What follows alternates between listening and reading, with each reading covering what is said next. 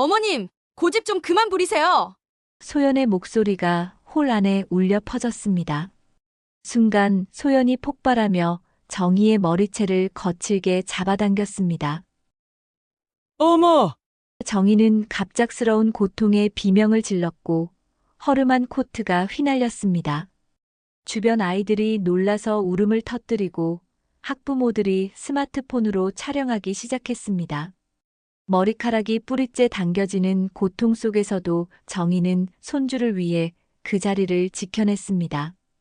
영상 시작하기 전 실제 사연을 바탕으로 각색한 이야기를 전합니다. 구독과 좋아요로 따뜻한 응원 부탁드립니다. 할머니, 이거 드려요. 민호네 유치원 담임 선생님이 반찬가게 문을 열고 들어왔습니다. 손에는 예쁜 초대장이 들려 있었죠. 꿈나무 유치원 발표회 초대장이에요. 민호가 할머니도 꼭 와달라고 하더라고요. 수진 선생님은 29살의 젊은 선생님이었지만 정희에게는 특별한 의미가 있었습니다. 선생님의 어머니가 바로 정희 반찬 가게의 단골 손님이었거든요. 수진 선생님 어머니는 몸이 불편해서 직접 요리하기 어려워하셨는데 정희가 늘 정성스럽게 반찬을 준비해드렸습니다. 값도 다른 집보다 싸게 받았죠. 어머님이 할머니 덕분에 건강하게 지내신다고 늘 말씀하세요. 반찬도 맛있고 무엇보다 할머니가 너무 친절하시다고요. 수진 선생님은 정희를 마치 친할머니처럼 대했습니다. 민호가 유치원에서 어떻게 지내는지도 자주 알려주었고 아이가 감기라도 걸리면 먼저 전화를 주기도 했습니다. 윤정이는 깜짝 놀랐습니다. 며느리 소연에게는 이런 소식을 전혀 듣지 못했거든요. 어머, 이게 뭔가요? 정희는 떨리는 손으로 초대장을 받아들었습니다. 알록달록한 색깔로 꾸며진 초대장엔 사랑하는 가족 여러분을 초대합니다라는 글귀가 적혀 있었습니다. 윤정이는 새벽 5시면 어김없이 눈을 뜹니다. 70평생 몸에 밴 습관이었죠. 작은 반찬 가게를 운영하며 하루를 시작하는 일상은 언제나 똑같았습니다. 찬 바람이 스며드는 시골 골목길, 아직 어둠이 가시지 않은 이른 시간부터 정희는 묵묵히 준비를 시작했습니다. 김치찌개용 배추김치를 큼직하게 썰어 담고 멸치볶음을 정성스럽게 볶아냅니다. 동네 어르신들이 좋아하는 콩나물 무침까지 정갈하게 담아내면 어느새 해가 중천에 떠 있었죠. 오늘도 또 하루구나. 정희는 혼잣말을 중얼거리며 가게 앞을 쓸었습니다. 남편 없이 아들 철민을 키워낸 세월이 벌써 30년이 넘었습니다. 혼자서 아이 하나 제대로 키워내겠다는 각오로 밤낮 없이 일했던 그 시절. 새벽 4시에 일어나 반찬을 만들고 낮엔 가게를 운영하고 밤엔 철민의 숙제를 도와주던 나날들이 어제 같은데 어느새 철민도 40이 넘은 중년이 되었습니다. 그리고 손주 민호. 5살 된 민호는 정희의 삶의 가장 큰 기쁨이었습니다. 할머니, 민호의 맑은 목소리가 들려오면 정희의 얼굴엔 어김없이 미소가 번졌죠. 전 며느리와 함께 살던 시절, 민호를 직접 돌보며 보낸 시간들이 정희에겐 가장 행복한 기억이었습니다. 아이가 첫걸음을 떼던 날, 정희는 가게 일도 제쳐두고 종일 민호와 함께 놀아줬습니다. 처음 할머니라고 또박또박 불러준 날엔 눈물이 핑 돌았죠. 감기에 걸려 열이 펄펄 끓을 때는 밤새 간병하며 이마에 찬 수건을 올려주기도 했습니다. 모든 순간이 소중했습니다. 하지만 3년 전부터 모든 것이 달라졌습니다. 철민이 도시 출신의 소연과 재혼하면서부터였죠. 소연은 36살의 깔끔하고 세련된 여성이었습니다. 첫 만남부터 예의 바르게 어머님 잘 부탁드립니다라고 인사했고 목소리도 부드러웠습니다. 옷차림도 단정했고 말투도 정중했죠. 겉보기엔 나무랄 데 없는 며느리였습니다. 어머님, 도시 생활은 많이 달라요. 우리 쪽 규칙도 이해해 주세요. 소연이 처음 이런 말을 했을 때 정희는 그저 그래, 그럴 수도 있지 하며 웃어넘겼습니다. 젊은 사람이니 자기만의 생각이 있겠거니 싶었죠. 하지만 시간이 지나면서 소연이 말하는 규칙이 무엇인지 알게 되었습니다. 명절이면 소연의 친정 부모가 우선이었습니다. 추석에도 설날에도 항상 그쪽 할아버지 할머니가 주인공이었죠. 민호의 생일 파티에서도 정희는 구석 자리에 앉아야 했습니다. 아이 입학식엔 아예 초대받지도 못했습니다. 어머님, 자리가 부족해서요라는 소연의 말에 정희는 그저 응, 괜찮다고 대답할 뿐이었습니다. 전 며느리와는 정말 달랐습니다. 전 며느리는 정희를 진짜 엄마처럼 대했습니다. 함께 장을 보러 가기도 하고 민호 이야기를 나누며 웃기도 했죠. 어머니, 민호가 오늘 이런 말을 했어요라며 즐거워하던 모습이 아직도 생생합니다. 하지만 소연은 달랐습니다. 분명 예의는 지켰지만 진심으로 가족처럼 대하지는 않았습니다. 정희와 대화할 때도 항상 거리를 두었고, 네, 어머님. 알겠습니다라는 형식적인 대답뿐이었죠. 민호를 데리고 놀이공원에 갈 때도, 쇼핑몰에 갈 때도 정희는 초대받지 못했습니다. 규칙은 무슨 규칙이야. 정희는 속으로 이런 생각을 하면서도 겉으로는 아무 말하지 않았습니다. 아들이 행복해 보이니까요. 철민이 웃으면서 소연과 함께 있는 모습을 보면 자신의 서운함쯤은 참을 수 있다고 생각했습니다. 하지만 민호와 만날 기회가 점점 줄어드는 것은 정말 견디기 힘들었습니다. 그런데 오늘 수진 선생님이 직접 가져다 준 이 초대장.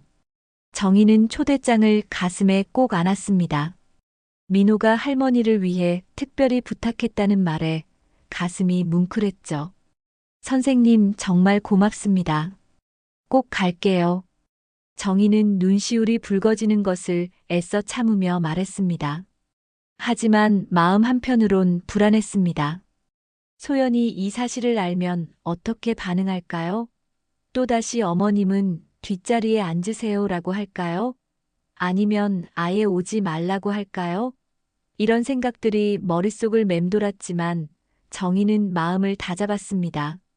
손주의 첫 무대를 놓칠 수는 없었으니까요. 초대장을 받은 지 사흘이 지났습니다. 정희는 매일 아침 화장대 앞에 서서 거울을 들여다봤습니다. 이 늙은 얼굴로 어떻게 가지? 하지만 손주 민호의 발표회라는 생각에 마음이 설렜습니다. 평생 화장이라고는 립스틱 한 번 발라본 게 전부였지만 오늘만큼은 달랐습니다.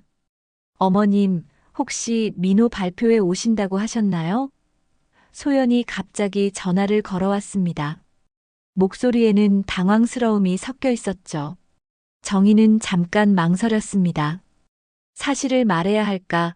아니면 그냥 넘어가야 할까? 수진 선생님이 초대장을 주더라고.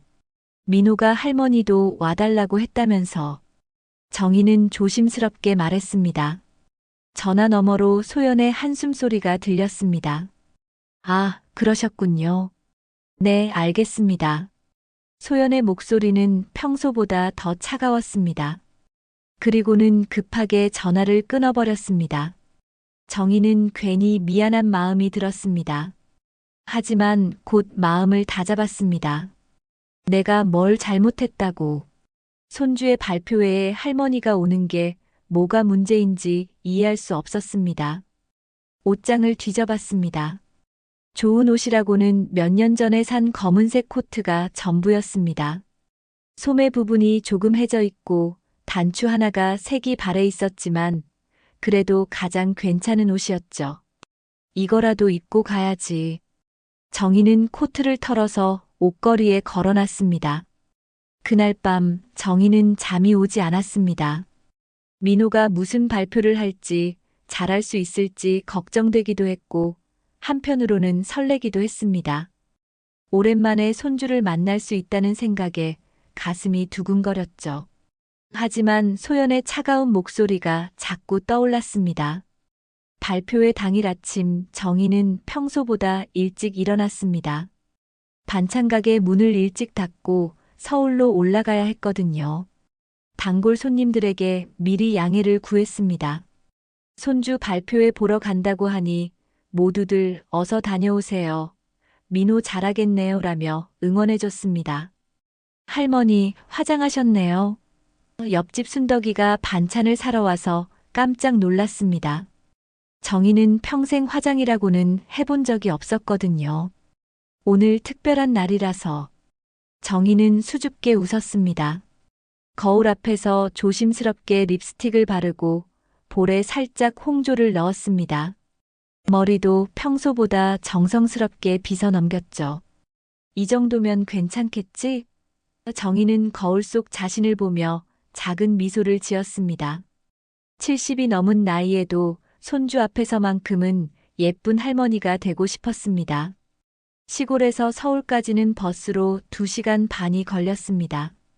정희는 창밖 풍경을 보며 민호를 생각했습니다. 마지막으로 본 게 언제였을까? 한 달 전쯤이었나? 그때도 소연 눈치를 보느라 제대로 놀아주지도 못했는데 오늘은 다를 거라고 생각했습니다. 버스에서 내려 유치원까지 걸어가는 길, 정희의 마음은 복잡했습니다. 기쁘기도 하고 걱정되기도 했죠. 혹시 소연이 불편해하면 어떻게 하지?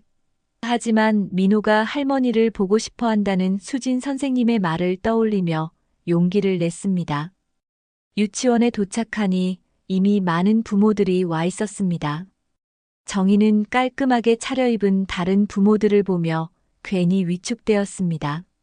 명품 가방을 든 엄마들, 정장을 말끔하게 차려입은 아빠들 사이에서 정희의 낡은 코트는 유독 눈에 띄었습니다. 하지만 곧 마음을 다잡았습니다. 나도 민호 할머니야.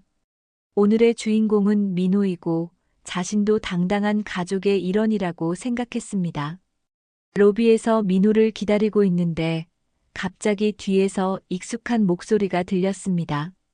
어머님 오셨군요. 뒤돌아보니 소연이 서 있었습니다. 하지만 표정이 그리 밝지 않았습니다. 소연 뒤로는 정희가 한 번도 본 적 없는 중년 부부가 함께 서 있었습니다. 남자는 깔끔한 양복을 입고 있었고 여자는 고급스러운 한복을 입고 있었습니다. 틀림없이 소연의 친정 부모였죠. 두 사람 모두 품이 있어 보였지만 어딘지 모르게 차가운 느낌이 들었습니다. 저희 부모님이십니다. 소연이 친정 부모를 소개했습니다. 친정 어머니는 정희를 위아래로 훑어보더니 작은 목소리로 안녕하세요라고 인사했습니다.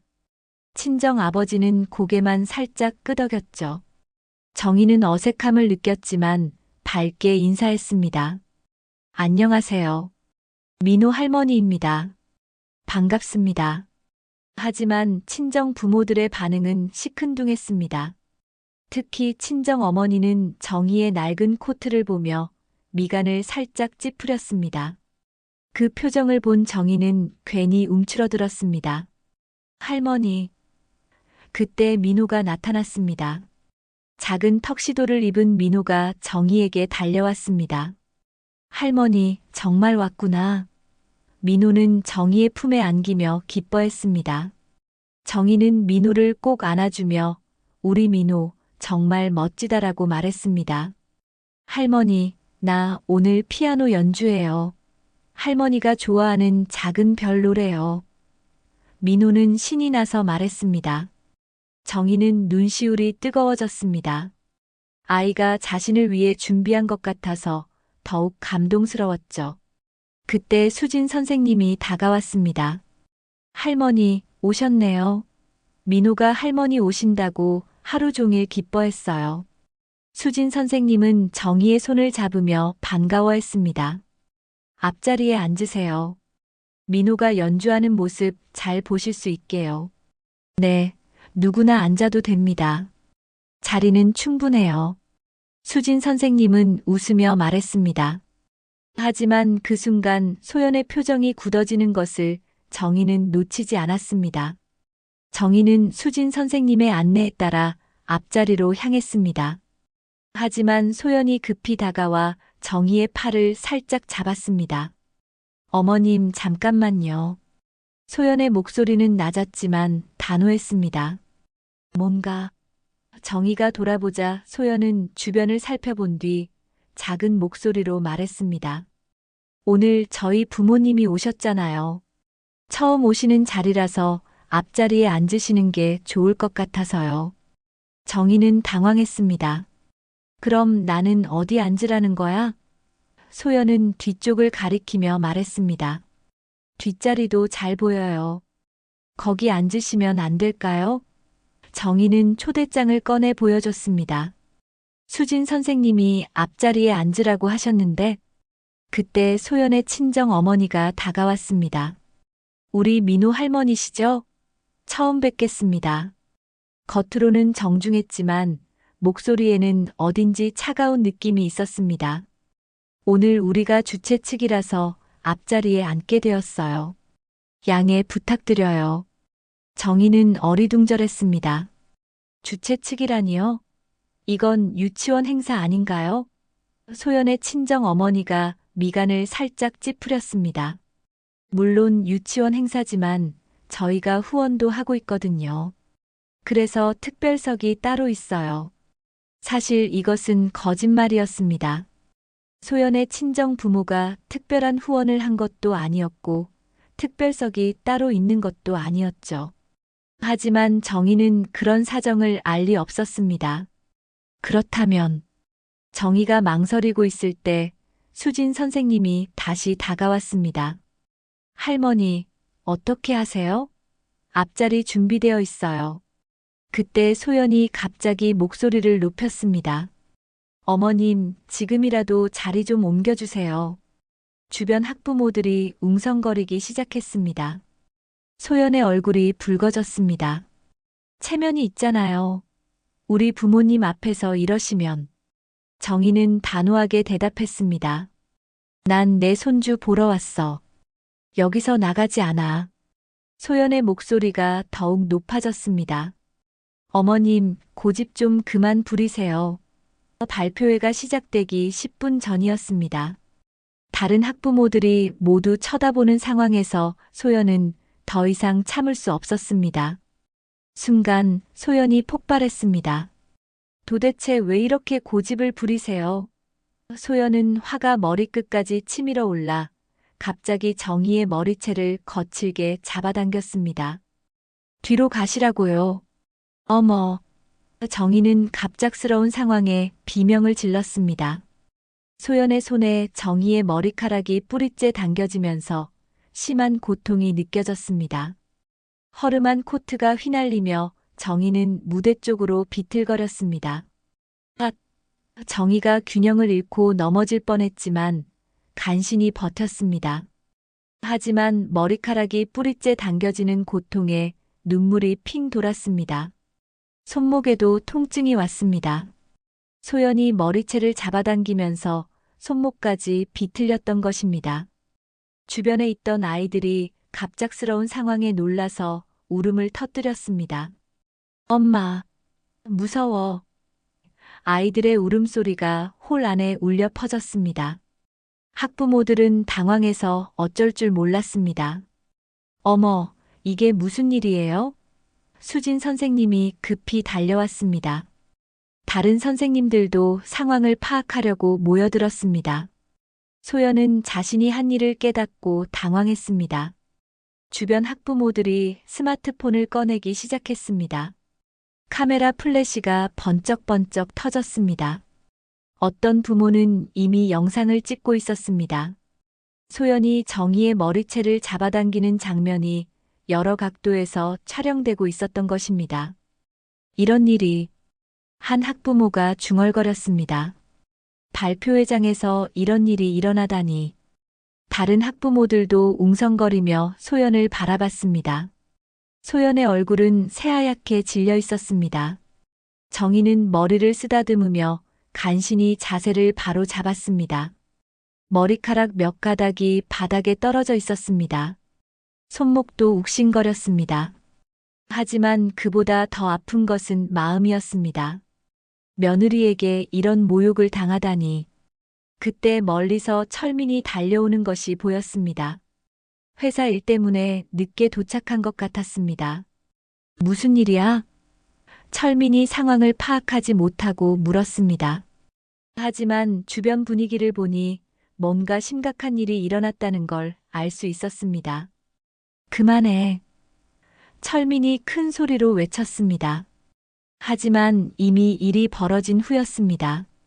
철민은 어머니와 아내 사이에서 어떻게 해야 할지 몰라 멀찍이 서 있을 뿐이었습니다.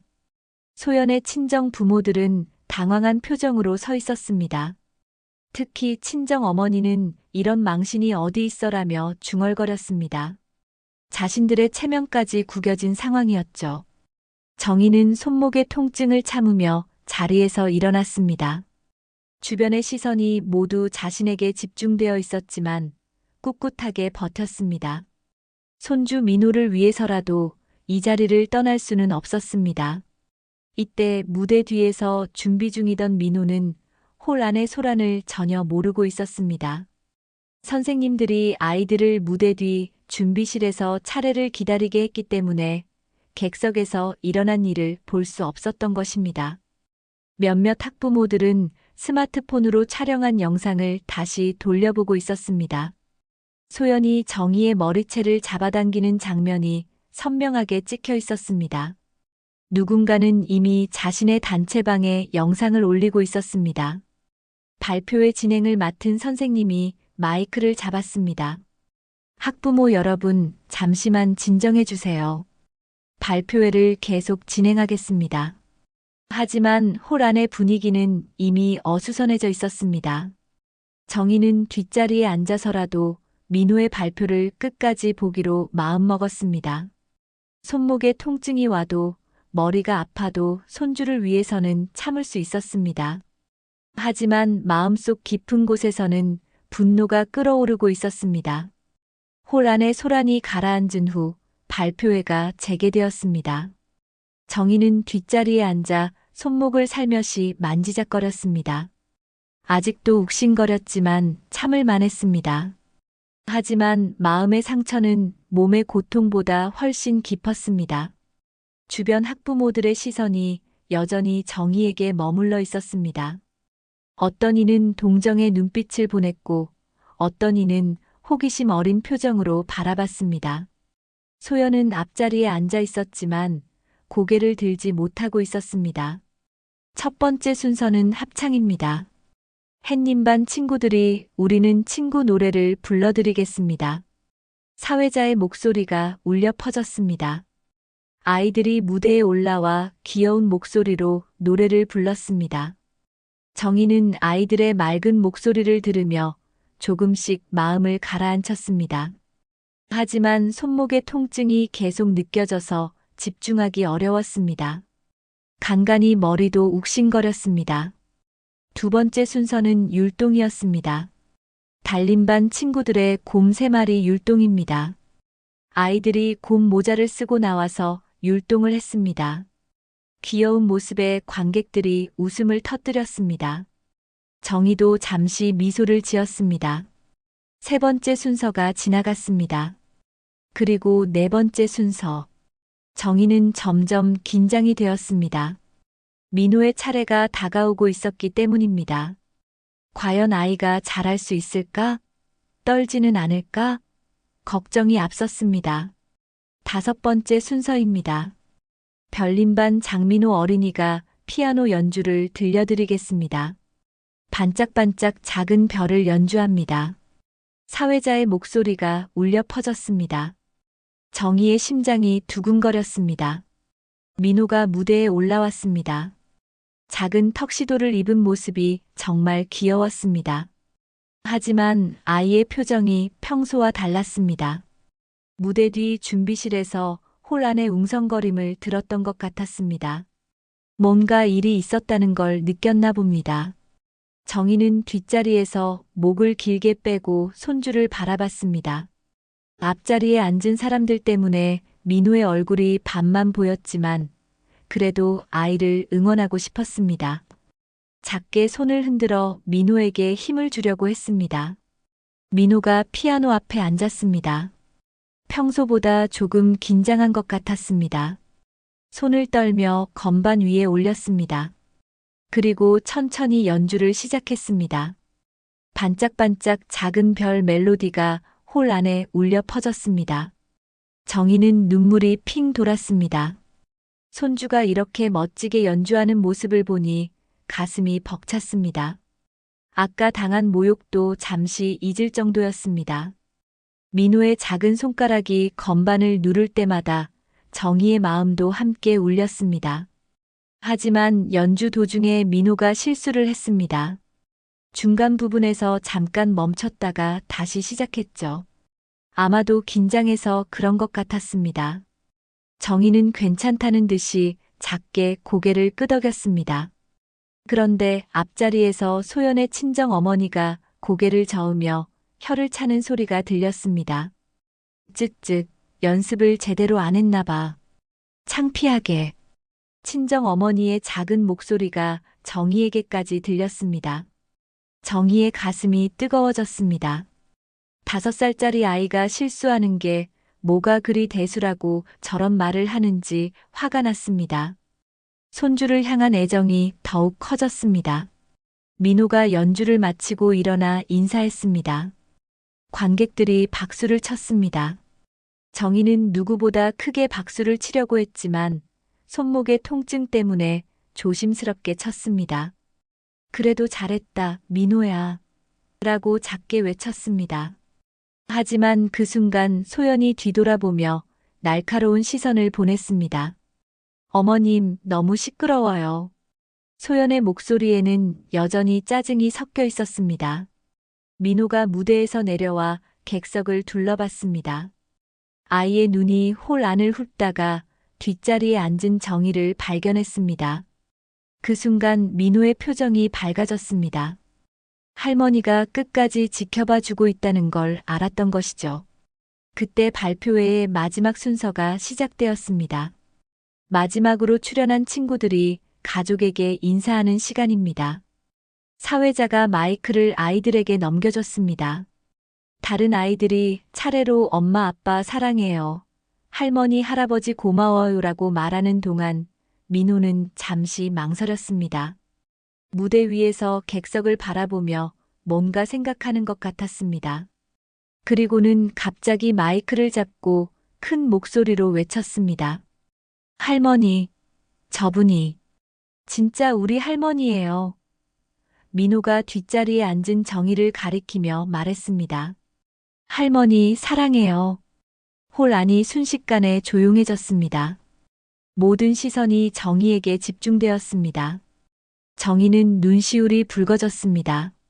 민호가 자신을 진짜 할머니라고 소개해 준 것입니다. 아이 마음속에는 할머니에 대한 사랑이 그대로 남아 있었던 것이죠. 정희는 손목의 통증을 잊고 두 손을 높이 들어 민호를 향해 흔들었습니다. 눈물이 뺨을 타고 흘러내렸지만 행복한 눈물이었습니다. 민호도 무대 위에서 환하게 웃으며 할머니를 바라봤습니다. 하지만 소연의 얼굴은 새하얗게 질려 있었습니다. 민호가 공개적으로 친할머니를 외할아버지 외할머니보다 더 특별하게 여긴다고 말한 것이나 다름없었거든요. 소연의 친정 부모들도 당황한 표정이었습니다. 관객석에서는 웅성거림이 커졌습니다. 저 아이 참 의젓하네요.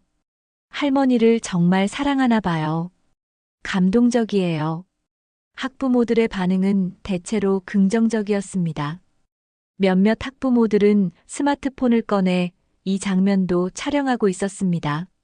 조금 전 머리채 잡는 장면에 이어 이번에는 아이가 친할머니를 공개적으로 지지하는 장면까지 찍혔습니다. 대조적인 두 장면이 모두 기록된 것입니다. 민호야, 할머니도 사랑해. 정희가 작게 외쳤습니다. 하지만 목소리가 떨렸습니다. 기쁨과 감동이 뒤섞인 복잡한 감정 때문이었습니다. 소연은 급히 일어나서 민호에게 다가가려고 했습니다. 하지만 무대 위의 민호는 계속 정희를 바라보며 손을 흔들고 있었습니다. 할머니와 손주 사이의 특별한 유대가 모든 사람들에게 전해졌습니다. 발표회가 끝난 다음 날 아침 정희는 평소보다 늦게 일어났습니다. 어젯밤 잠을 제대로 이루지 못했기 때문이었습니다. 손목의 통증도 여전했지만 그보다 마음의 상처가 더 깊었습니다. 반찬가게 문을 열고 하루를 시작했지만 기분이 무거웠습니다. 할머니, 괜찮으세요? 단골 손님인 순덕이가 걱정스러운 표정으로 물었습니다. 어제 손주 발표회 다녀오셨다며? 어떠셨어요? 정희는 억지로 웃으며 잘했어. 우리 민호가 피아노를 정말 잘 쳤어라고 대답했습니다. 하지만 어젯밤 일을 속속들이 말할 수는 없었습니다. 며느리가 자신의 머리채를 잡아당긴 일을 동네 사람들이 알면 어떻게 될까요? 아들과 며느리의 체면도 생각해야 했습니다. 그런데 정오쯤 수진 선생님이 가게로 전화를 걸어왔습니다. 할머니, 괜찮으세요? 어제 일 때문에 걱정되어서요. 수진 선생님의 목소리에는 진심 어린 걱정이 담겨 있었습니다. 괜찮아요, 선생님. 걱정해 주셔서 고마워요. 정희가 대답했지만 수진 선생님은 계속 말했습니다. 할머니, 혹시 모르시겠지만 어제 일이 조금 문제가 되고 있어요. 무슨 말씀이세요? 정희가 당황해서 물었습니다. 수진 선생님은 한숨을 쉬며 말했습니다. 어제 학부모들이 촬영한 영상이 온라인에 퍼지고 있어요. 유치원 단체방에서 시작해서 맘카페로 번졌고요. 정희는 깜짝 놀랐습니다. 영상이 퍼졌다고요? 수진 선생님이 설명했습니다. 소연 씨가 할머니 머리채를 잡는 장면이 찍혔거든요. 그리고 민호가 할머니를 진짜 할머니라고 소개하는 장면도요. 정희는 어떻게 반응해야 할지 몰랐습니다. 자신이 당한 일이 많은 사람들에게 알려진다는 게 부끄럽기도 하고 걱정되기도 했습니다. 그래서 어떻게 되고 있나요? 댓글들이 대부분 할머니 편이에요. 소연 씨를 비판하는 목소리가 많아요. 수진 선생님이 조심스럽게 말했습니다. 하지만 걱정되는 부분도 있어요. 이런 일이 커지면 민호에게도 영향을 줄 수 있거든요. 정희는 민호가 걱정되었습니다. 아이가 혹시라도 이 일 때문에 상처받으면 어떻게 하나요? 민호는 괜찮을까요? 수진 선생님이 안심시켰습니다. 민호는 아직 몰라요. 하지만 앞으로 조심해야 할 것 같아요. 전화를 끊은 후 정희는 마음이 복잡했습니다. 한편으로는 사람들이 자신의 편을 들어줘서 고마웠지만 다른 한편으로는 가족 간의 문제가 공개적으로 드러난 것이 걱정되었습니다. 오후 2시쯤 낯선 번호에서 전화가 걸려왔습니다. 여보세요? 정희가 받자 여자 목소리가 들렸습니다. 혹시 장민호 할머니시죠? 저는 지역신문 기자인데요. 정희는 당황했습니다. 기자요? 상대방이 설명했습니다. 어제 유치원 발표회 영상이 화제가 되고 있어서요. 혹시 인터뷰가 가능하실까요? 아니에요. 인터뷰는 안 할게요. 정희가 급히 전화를 끊었습니다. 하지만 그 후로도 몇 차례 더 기자들에게서 전화가 왔습니다. 정희는 모두 거절했지만 마음이 불안했습니다. 저녁 무렵 철민에게서 전화가 왔습니다. 엄마, 괜찮으세요? 철민의 목소리에는 피로가 섞여 있었습니다. 회사에서도 소문이 났어요. 사람들이 영상을 보고 있더라고요. 정희는 미안했습니다. 철민아, 미안해. 엄마 때문에 내가 고생하는구나. 하지만 철민은 엄마 잘못이 아니에요. 소연이가 너무했어요 라고 말했습니다. 소연이는 어떻게 지내고 있어? 정희가 물었습니다. 철민이 한숨을 쉬었습니다. 많이 힘들어해요. 회사 동료들 시선도 부담스러워하고요. 친정 부모님도 화가 많이 나셨대요. 정희는 복잡한 마음이었습니다. 소연이 자신에게 한 일은 용서하기 어려웠지만 그렇다고 해서 며느리가 고생하는 것을 원하지는 않았습니다. 그날 밤 정희는 인터넷 검색을 해봤습니다. 수진 선생님이 알려준 맘카페에 들어가 보니 정말로 어제 영상이 올라와 있었습니다. 제목은 며느리가 시어머니 머리채 잡는 충격 영상이었습니다. 영상을 보니 소연이 자신의 머리채를 잡아당기는 장면이 선명하게 찍혀 있었습니다. 그리고 민호가 저분이 진짜 우리 할머니예요라고 말하는 장면도 있었습니다.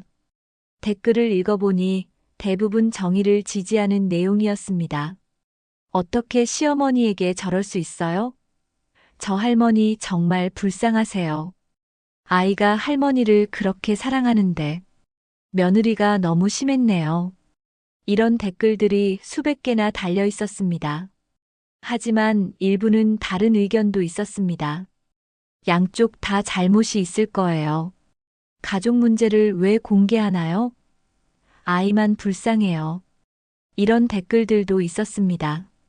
가장 충격적인 것은 어떤 댓글이었습니다. 저 며느리 재혼이라던데 전에도 이런 일 있었을 것 같아요. 이 댓글에 대한 답글로 맞아요. 재혼 숨기고 결혼했다는 소문도 있어요 라는 내용이 있었습니다. 정희는 깜짝 놀랐습니다. 소연이 재혼이라는 건 알고 있었지만 그것을 숨겼다는 건 처음 들었습니다. 그리고 전에도 이런 일이 있었다는 것은 무슨 의미일까요? 더 읽어보니 더욱 놀라운 댓글들이 있었습니다. 저 사람 전 남편한테도 폭력 썼어요. 제가 같은 동네 살았는데 유명했거든요. 이혼 사유도 끔찍했다던데. 정희는 혼란스러웠습니다. 이런 이야기들이 사실일까요? 소연에 대해 자신이 모르는 과거가 있는 건가요? 하지만 인터넷 댓글을 모두 믿을 수는 없었습니다. 그래도 한 가지 확실한 것은 이 일이 생각보다 크게 번지고 있다는 것이었습니다. 단순한 가족 갈등이 아니라 사회적 이슈가 되어가고 있었습니다. 다음 날 아침 정희는 반찬 가게를 열자마자 여러 전화를 받았습니다. 기자들, 방송국 PD, 그리고 온라인 매체에서 인터뷰 요청이 쏟아졌습니다. 모두 어제 영상에 대한 이야기를 하고 싶어 했습니다. 정희는 모든 인터뷰를 거절했습니다. 하지만 이런 관심이 부담스러웠습니다.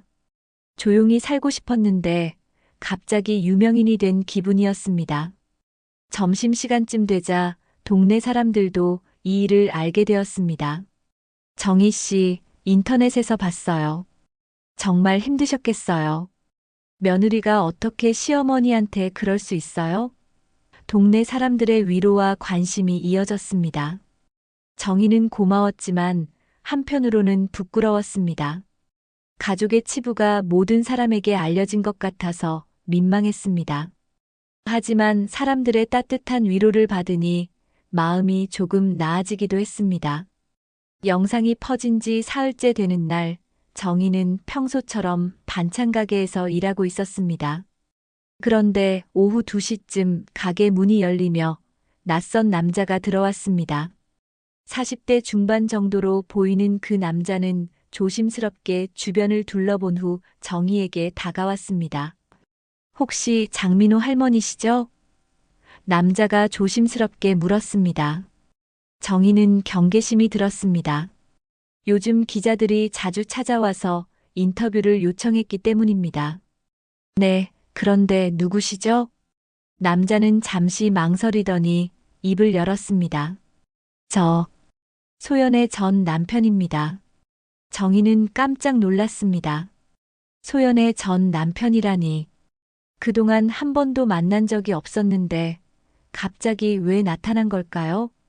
어머님이 당하셨다는 소식을 듣고 찾아왔습니다. 남자의 목소리에는 진심이 담겨 있었습니다. 제 이름은 김성수입니다. 소연과 결혼했다가 3년 전에 이혼했어요. 정희는 어떻게 반응해야 할지 몰랐습니다. 그런데 왜 저를 찾아오셨나요? 성수는 주변을 한 번 더 살펴본 후 작은 봉투를 꺼냈습니다. 이것을 드리고 싶어서요. 이게 뭔가요? 정희가 봉투를 받아들며 물었습니다.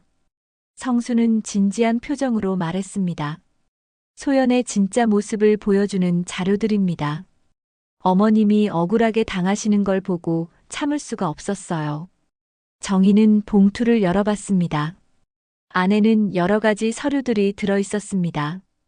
혼인신고서, 이혼 판결문, 그리고 작은 녹음기까지 있었습니다. 이게 다 뭔가요?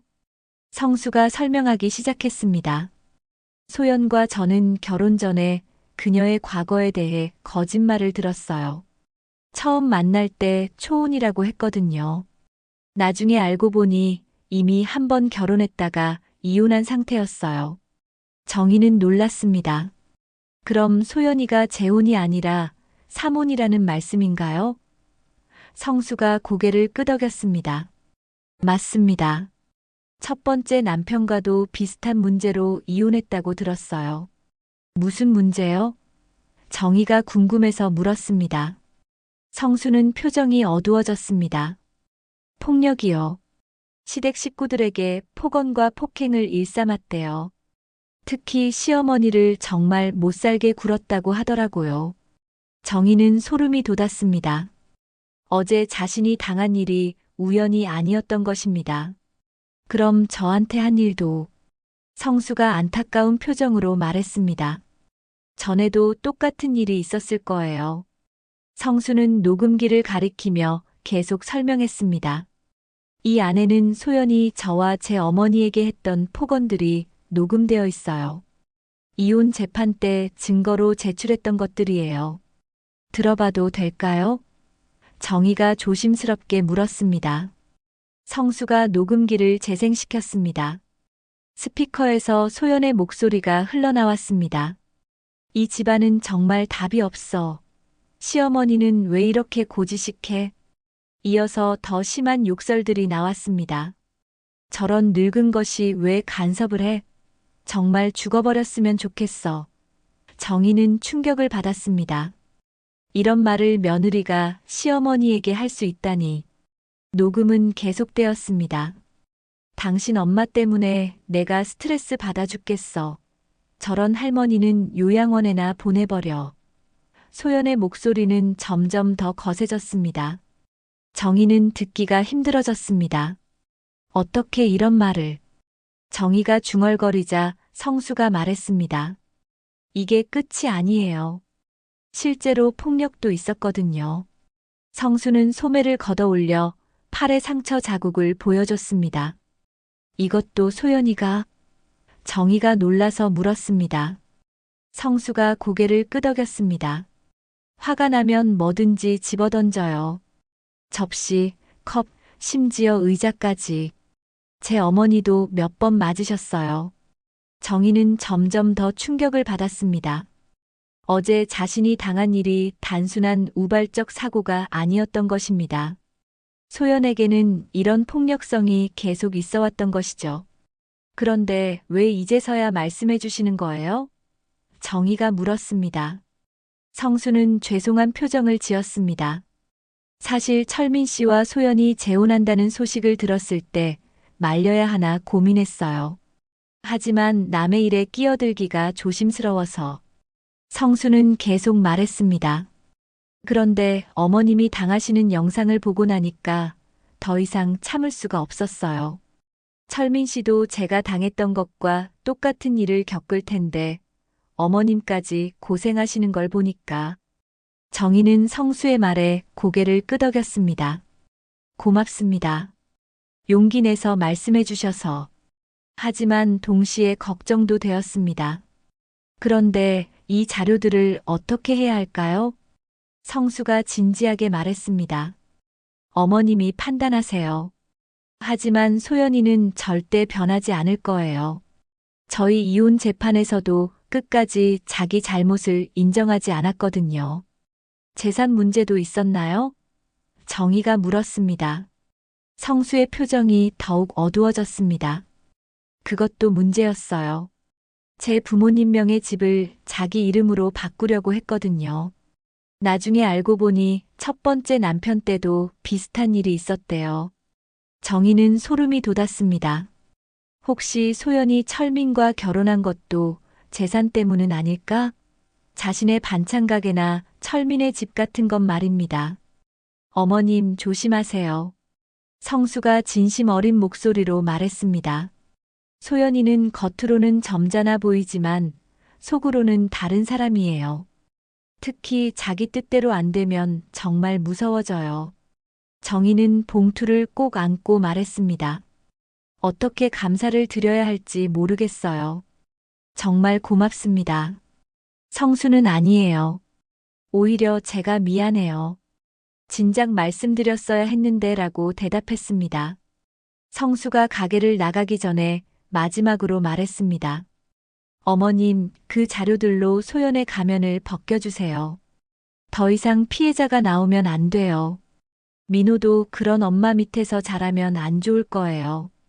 혼자 남은 정희는 봉투를 다시 들여다봤습니다. 손이 떨렸습니다. 이 자료들만 있으면 소연의 진짜 모습을 모든 사람에게 보여줄 수 있었습니다.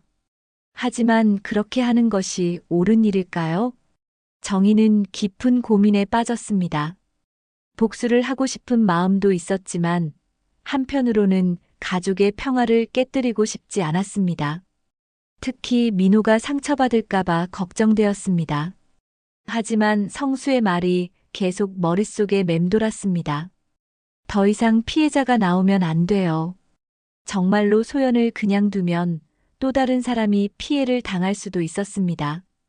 성수가 준 자료들을 받은 지 이틀이 지났습니다. 정희는 밤잠을 설치며 고민했습니다. 이 증거들을 어떻게 사용해야 할지, 정말 공개해도 되는 건지 확신이 서지 않았습니다. 하지만 마음 한구석에서는 분노가 계속 끓어오르고 있었습니다. 그날 아침 정희는 철민에게 전화를 걸었습니다. 철민아, 오늘 저녁에 집에 와라. 소연이랑 같이. 철민이 놀란 목소리로 물었습니다. 엄마, 무슨 일이세요? 갑자기 왜? 할 말이 있어. 꼭 와야 해. 정희의 목소리는 평소보다 단호했습니다. 철민은 엄마의 진지한 톤을 느꼈습니다. 알겠어요, 엄마. 소연이랑 같이 갈게요. 정희는 하루 종일 준비했습니다. 반찬 가게를 일찍 닫고 철민이 좋아하는 음식들을 정성스럽게 준비했습니다. 된장찌개, 불고기, 잡채까지. 마치 마지막 만찬을 준비하는 것 같은 기분이었습니다. 저녁 6시 철민과 소연이 도착했습니다. 소연은 평소보다 더 조심스러운 표정이었습니다. 최근 영상 때문에 눈치가 보였던 것 같습니다. 어머님, 안녕하세요. 소연이 작은 목소리로 인사했습니다. 응, 왔구나. 앉아라. 정희는 담담하게 말했습니다. 식탁 위에는 따끈한 밥과 반찬들이 정갈하게 차려져 있었습니다. 하지만 그 옆에는 성수가 준 봉투도 놓여 있었습니다. 엄마, 무슨 일로 부르셨어요? 철민이 궁금해하며 물었습니다. 정희는 밥을 먼저 먹자고 했습니다. 먼저 밥 먹고 이야기하자. 하지만 분위기가 어색해서 아무도 식사에 집중할 수 없었습니다. 소연은 계속 봉투를 신경 쓰며 밥을 먹었습니다. 뭔가 불안한 예감이 들었던 것 같습니다. 철민도 평소보다 말이 없었습니다. 엄마의 표정이 심상치 않다는 걸 느꼈기 때문입니다. 식사를 마친 후 정희는 봉투를 손에 들었습니다. 이제 할 말이 있어. 정희의 목소리는 침착했지만 단단했습니다. 소연의 얼굴이 조금씩 굳어갔습니다. 소연아, 너에 대해서 몰랐던 사실들을 알게 되었어. 정희가 봉투에서 서류들을 꺼내기 시작했습니다. 첫 번째로 나온 것은 혼인신고서였습니다. 이게 뭔지 아니? 소연의 얼굴이 하얗게 질렸습니다. 그 혼인신고서에는 소연과 성수의 이름이 적혀 있었습니다. 철민이 당황해서 물었습니다. 엄마, 이게 뭐예요? 소연이가 너와 결혼하기 전에 한 두 번째 결혼이야. 정희가 차분하게 말했습니다. 처음 만날 때 초혼이라고 했다면서. 철민이 소연을 바라봤습니다. 소연아, 이게 무슨 말이야? 소연은 아무 말도 하지 못했습니다. 입술만 파르르 떨고 있었습니다. 정희는 두 번째 서류를 꺼냈습니다. 이혼 판결문이었습니다. 이혼 사유를 읽어봐라. 철민이 판결문을 읽어보더니 충격을 받은 표정이 되었습니다. 가정폭력, 폭언. 이게 정말이야? 소연을 바라보는 철민의 눈이 흔들렸습니다. 정희는 마지막으로 녹음기를 꺼냈습니다. 이제 이걸 들어봐. 녹음기를 재생시키자 소연의 목소리가 흘러나왔습니다. 이 집안은 정말 답이 없어. 시어머니는 왜 이렇게 고지식해? 철민의 얼굴이 점점 굳어갔습니다. 녹음은 계속되었습니다. 저런 늙은 것이 왜 간섭을 해? 정말 죽어버렸으면 좋겠어. 철민이 소연을 쳐다봤습니다. 소연아, 이게 내 목소리 맞지? 소연은 여전히 아무 말도 하지 못했습니다. 어떻게 변명할지 몰랐던 것 같습니다. 정희는 계속 말했습니다. 이 사람 전 남편한테도 똑같은 짓을 했어. 폭언, 폭행, 그리고 재산까지 노렸다고 해. 엄마, 이게 다 사실이에요? 철민이 떨리는 목소리로 물었습니다. 정희가 고개를 끄덕였습니다.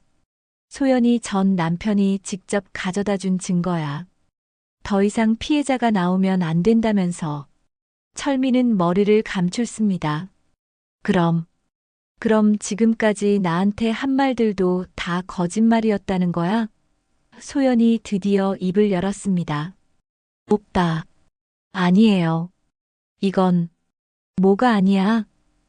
철민의 목소리가 높아졌습니다. 결혼 전에 재혼이라고 했어야 하는 거 아니야? 왜 초혼이라고 거짓말했어? 소연이 눈물을 흘리며 변명했습니다. 말하면 오빠가 안 만날 것 같아서. 정말 사랑해서 그랬어요. 하지만 철민은 더 이상 들으려 하지 않았습니다. 정희가 단호하게 말했습니다. 소연아, 내가 민우 앞에서 무슨 짓을 했는지 알고 있어. 발표회에서 내 머리채를 잡아당긴 것도 우연이 아니었구나. 예전부터 그런 성격이었던 거지. 소연이 부들부들 떨기 시작했습니다. 어머님, 그건 정말 순간적으로. 정희가 녹음기를 다시 재생했습니다. 당신 엄마 때문에 내가 스트레스 받아 죽겠어. 저런 할머니는 요양원에나 보내버려. 철민이 주먹을 꽉 쥐었습니다. 소연아, 우리 엄마를 그렇게 생각했던 거야? 결혼하고 나서도 계속? 소연은 더 이상 변명할 말이 없었습니다. 정희는 마지막 통보를 했습니다. 소연아, 나는 내가 이 집안에서 나가주길 바라. 더 이상 우리 가족을 괴롭히지 마. 소연이 울먹이며 말했습니다. 어머님, 제발. 민우 때문에라도. 민우는 내가 키울 거야. 정희가 단호하게 말했습니다. 너 같은 엄마 밑에서 자라면 아이가 망가져. 철민도 고개를 끄덕였습니다. 엄마 말이 맞아. 소연아, 우리 이혼하자. 소연이 절망적인 표정으로 철민을 바라봤습니다. 오빠, 정말 그럴 거예요? 우리 사이를. 하지만 철민의 마음은 이미 굳어져 있었습니다. 믿었던 내가 바보였어. 소연은 결국 자리에서 일어났습니다. 좋아요. 알겠어요. 하지만 후회하실 거예요.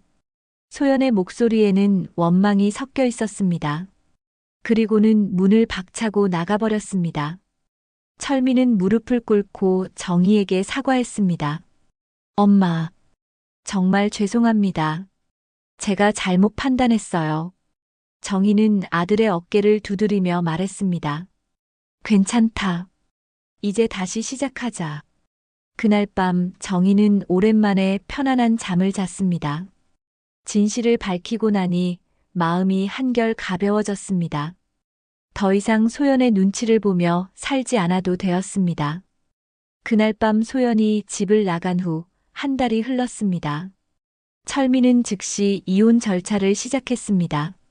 소연도 더 이상 버틸 수 없다는 걸 알았는지 순순히 이혼 서류에 도장을 찍었습니다. 성수가 준 증거들 때문에 법적으로도 소연이 불리한 상황이었기 때문입니다. 정희는 그 한 달 동안 많은 변화를 겪었습니다. 발표회 영상이 더욱 널리 퍼지면서 전국적으로 화제가 되었습니다. 여러 방송국에서 인터뷰 요청이 쏟아졌고 소연의 과거가 밝혀지면서 더욱 큰 관심을 받았습니다. 정희 할머니, 정말 고생 많으셨어요. 한 방송 기자가 인터뷰에서 말했습니다. 정희는 카메라 앞에서 담담하게 대답했습니다. 저는 그냥 손주를 사랑하는 평범한 할머니입니다. 다른 할머니들도 비슷한 일을 겪고 계실 거예요. 인터뷰가 방송되고 나서 정희에게는 전국 각지에서 편지와 선물이 쏟아졌습니다. 저희 집도 비슷한 일이 있었어요. 할머니 덕분에 용기를 얻었습니다라는 내용들이었습니다. 정희는 자신의 일이 다른 사람들에게 도움이 되었다는 걸 알고 뿌듯했습니다. 가장 기뻤던 것은 민호와의 관계였습니다. 소연이 떠난 후 민호는 다시 정희와 많은 시간을 보낼 수 있게 되었습니다. 주말이면 어김없이 반찬 가게로 와서 할머니 곁에서 숙제를 했습니다. 할머니, 나 오늘 학교에서 칭찬받았어요. 민호가 환하게 웃으며 말했습니다. 선생님이 그림을 정말 잘 그렸다고 하셨어요. 정희는 민호를 꼭 안아주며 우리 민호 정말 대단하다라고 말했습니다. 민호는 소연에 대해서는 별로 언급하지 않았습니다. 아이는 엄마가 떠난 이유를 정확히 알지 못했지만 할머니와 아빠가 함께 있으니 만족하는 것 같았습니다. 오히려 예전보다 더 밝아진 것 같았습니다. 철민도 많이 변했습니다. 소연과의 결혼 생활에서 받았던 스트레스가 사라지니 얼굴이 한결 밝아졌습니다. 엄마, 정말 고마워요. 엄마가 아니었으면 계속 속고 살았을 거예요. 철민은 진심으로 감사해했습니다. 이제 민호랑 둘이서 어떻게 살 거야? 정희가 걱정스럽게 물었습니다. 철민은 웃으며 대답했습니다. 엄마가 도와주시잖아요. 그리고 민호는 할머니를 더 좋아하니까 괜찮을 거예요. 실제로 세 사람의 생활은 예전보다 훨씬 평화로웠습니다. 소연이 있을 때는 항상 눈치를 봐야 했지만 이제는 자유롭게 지낼 수 있었습니다. 명절에도 복잡한 일 없이 조용히 보낼 수 있었습니다. 수진 선생님도 종종 안부를 물어왔습니다. 할머니, 민호가 요즘 정말 밝아졌어요. 친구들과도 잘 지내고 공부도 열심히 해요. 수진 선생님의 말에 정희는 안심이 되었습니다. 그날 초대장을 가져다 주신 게 정말 잘한 일이었네요. 정희가 감사 인사를 하자 수진 선생님이 웃었습니다. 할머니가 민호를 정말 사랑하시는 걸 알고 있었거든요. 그 사랑이 모든 걸 해결한 것 같아요. 반찬 가게도 예전보다 손님이 많아졌습니다. 방송을 본 사람들이 일부러 찾아와서 반찬을 사기도 했습니다. 할머니, 사인 좀 해주세요 라고 하는 사람들도 있었습니다. 정희는 쑥스러워하면서도 기분이 좋았습니다. 정희 씨, 이제 유명인이 됐네요. 동네 사람들이 놀리듯 말했습니다. 정희는 웃으며 나이 들어서 별일을 다 겪네라고 대답했습니다. 하지만 마음속으로는 뿌듯했습니다. 소연의 소식도 가끔 들려왔습니다. 이혼 후 친정으로 돌아갔다고 했습니다. 온라인에서 악플에 시달리다가 SNS도 모두 비공개로 바꿨다고 했습니다. 정희는 복수가 달성된 것 같아 후련했습니다. 성수에게서도 연락이 왔습니다. 어머님 덕분에 소연의 진실이 세상에 알려졌어요. 이제 다른 사람들이 속지 않을 거예요. 성수의 목소리에는 안도감이 섞여 있었습니다. 고마워요. 용기 내서 도와주셔서. 정희가 진심으로 감사 인사를 했습니다. 성수는 당연한 일을 했을 뿐이에요라고 겸손하게 대답했습니다. 어느 일요일 오후 정희는 민호와 함께 공원을 산책하고 있었습니다. 민호가 뛰어다니며 놀고 있는 모습을 보니 마음이 평화로웠습니다. 예전에는 소연 눈치 때문에 이런 시간을 갖기 어려웠는데 이제는 자유롭게 손주와 시간을 보낼 수 있었습니다. 할머니, 저기 봐요. 나비가 있어요. 민호가 신이 나서 소리쳤습니다. 정희는 민호의 손을 잡고 나비를 구경했습니다. 이런 평범한 일상이 얼마나 소중한지 새삼 느꼈습니다. 벤치에 앉아 쉬면서 정희는 지난 일들을 돌이켜봤습니다.